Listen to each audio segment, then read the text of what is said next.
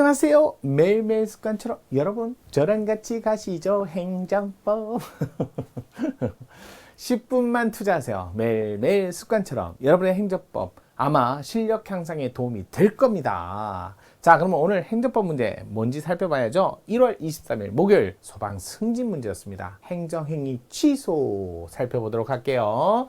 자, 일단은 행정행위 직권 취소 행정기본법 18조죠. 18조. 19조는 철회 한번 정리하고 넘어가도록 할게요. 자, 행정행위. 직권 취소예요. 오, 직권 취소요? 오, 행정행위인데 이 행정행위가 상대방 입장에서 수익적이든 침익적이든 그런 건 고려하지 않아요. 다만 상대방 입장에서 수익적인 건 비교, 교량, 법익, 형량 같은 말이죠. 이런 행정청 입장에서는 당해청, 감독청 또는 처분청 관계없어요. 처분청 모두 할 수 있어요. 모두 할 수 있어요. 처분청 모두 할 수 있어요. 그래서 둘 다 뭐 할 수 있다? 비교기랑 법익형량 같은 제한은 있지만 할 수 있다. 이걸 반드시 하셔야 돼요. 하지만 침익적 행정의 효과는 언제든지 자유롭게 비교기랑 안 해도 된다는 뜻이에요. 왜냐면 침입적이고 가져간다는데 얼마나 고마워요. 세금 용지서 날라왔는데 다음날 취소할게요. 아이 그럼 내가 비교계랑 필요 없죠. 아 감사합니다. 그러고 끝내야죠. 자, 이게 이제 직권 취소에 관한 말입니다. 행정기본법 명시적 규정도 두게 되었죠. 18조.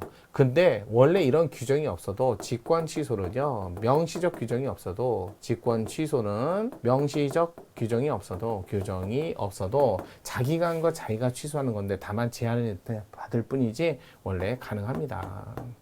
다만 여기까지가 문제가 아니라 취소라는 것은 취소 사유가 있는 것도 직권 취소, 무효 사유 쓸 때도 직권 취소란 말을 써요. 왜냐면 직권 무효는 없거든요.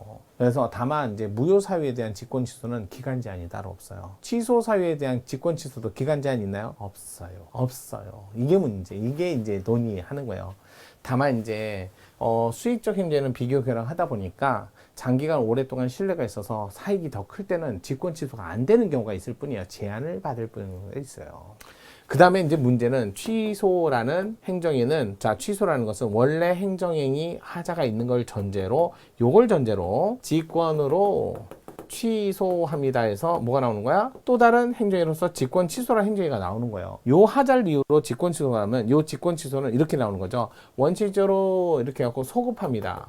효과가. 다만 뭐라고 그래요? 수익적 행정행위 직권 취소는 장래효다 이렇게 표현을 하는 거죠. 그러고 나서 비교 교란을 통해서 오히려 수익적 행정행위 직권 취소는 제한도 가능합니다. 안 될 수도 있어요. 제한도 가능합니다. 이것만 조심하면 돼요. 그러면 수익적 행정행위 장래효인데 이거 소급표라는 거, 그건 침익적 행정행위를 대상으로 할 때 일반적으로 쓰는 말이다 이렇게 보시면 돼요. 그래서 요 행정행위로서 직권 취소가 되면 얘는 쓱 하면서 침익적 행정행위라면 처음부터 이런 얘기를 하는 거죠. 그런데 문제는 이것도 행정인데 이 녀석도 그 자체 취소 사유에 하자가 있다는 거죠. 그럼 또 이걸 이유로 또 취소가 나올 수 있나요? 이게 뭐예요? 취소라는 행정행위의 취소. 이걸 얘기해요. 취소의 취소. 그러면 요게 또 취소돼 버리면 요 녀석이 침익적일 때는 또 소급해서 이렇게 나오는 거죠. 그럼 생각해보세요. 이 녀석이 침익적이라는 것은 수익적 행위를 취소하는 건 침익적일 거예요. 하지만 침익적 행위를 취소하는 건 수익적일 거예요. 그러니까 수익적인 것도 취소하면 그러면 장래효겠지. 뭐 이렇게 얘기하다 보니까 잠깐만, 취소의 취소? 그러면 이 녀석이 사라지게 되면 이 녀석 때문에 사라진 이 녀석은 어떻게 되는 거야? 다시 원상 복귀하는 거야? 그래서 항상 취소의 취소는 원처분이 소생할까요? 이 문제가 발생하는 거야. 또 취소의 취소도 가능할까요? 가능하다면 원처분이 소생. 이게 1단계. 그 다음에 2단계. 그 다음에 취소의 취소를 할 때는 항상 원처분이 뭔지를 잘 보셔야 돼. 원처분 자체가 침익적이야. 근데 이걸 지웠어. 그럼 얘는 수익적이지. 근데 이게 또 하자가 있어. 이걸 지워버리면 이 녀석 때문에 저 침익적 처분이 사라진 걸 다시 원처분을 다시 살리면 돼요. 그래서 나오는 거야. 취소의 취소 1단계. 원처분이 수익적일 때는, 원처분이 침익적일 때는, 침익적인 걸 지운 걸 또 하자가 있어서 지워버리면 침익적인 게 소생하면 안 되니까 원처분이 침익적일 때는 취소의 취소를 하지 말자. 만약에 한다 하더라도 이런 얘기를 해요. 원처분을 왜 침입죄이니까 소생시키지 마라. 이렇게 얘기를 하는 거죠.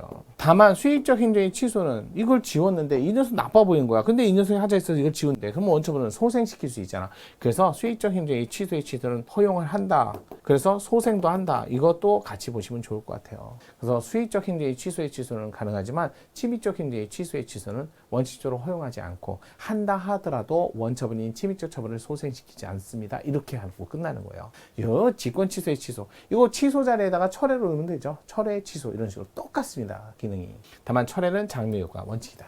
자, 옳지 않은 거. 판례 원칙적으로 침입적 행정의 수익적 행정의 모두 취소의 취소? 에이, 침입적 행정의 취소의 취소는 허용하지 않고 다만 허용한다 해도 원처분을 소생시키지 않습니다. 어휴, 뭐 1번이 정답이네요. 2번 수익적 행정의 하자나 취소해야 할 필요성에 관한 증명 책임.